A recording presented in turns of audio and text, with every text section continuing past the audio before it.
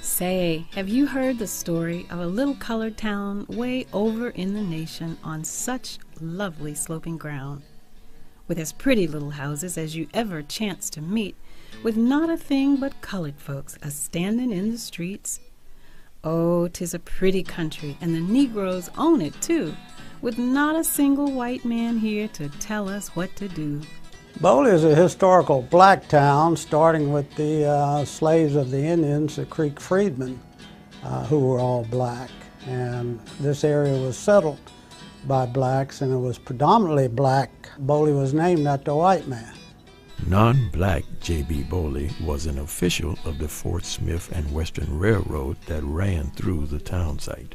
That's what started the town, was the fact that the railroad came through here. And the old steam engines had to have water every 6 miles.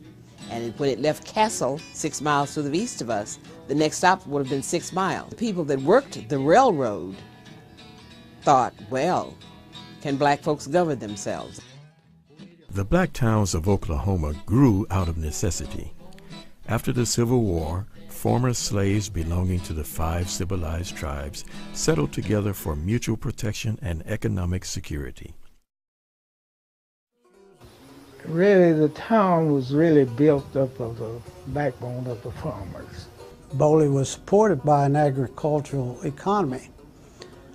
The cash crop around Boley was cotton, and you had farming was a big thing. We had families with 10, 11, 12 kids to help raise the crops. This new township of Boley was formally declared on September 22, 1904, by way of an approved application granted to the 200 citizens of Boley, Indian Territory. Boley was kind of the seat of the black community. Boley once boasted of having almost everything any other big town has. In the years 1905 and 1906, people came to Boley by the trainloads. In some instances, 8 and 10 families would alight from the same train. Luggage would fill the depot platform and would be piled 6 and 7 feet high. We have a Boley Chamber of Commerce that put on a rodeo each year, and that rodeo brings in upwards of 50,000 people on any one given weekend. The first rodeo we had was back in the 30s. So we are the biggest black rodeo in the United States. Now, they have black rodeos in Oklahoma City, Houston, and LA and everything, but see, it's not a black town.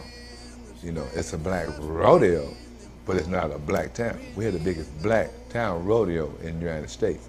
Boley was quite a thriving community when I was growing up. The streets were full, and every lot had a business on it at that time. You couldn't tell Saturday from Monday. There's just as many people on the streets on the Saturday as it was on a Monday, every day like that. I just can't believe it. When the bottom fell out of cotton, then people had to seek another source of income.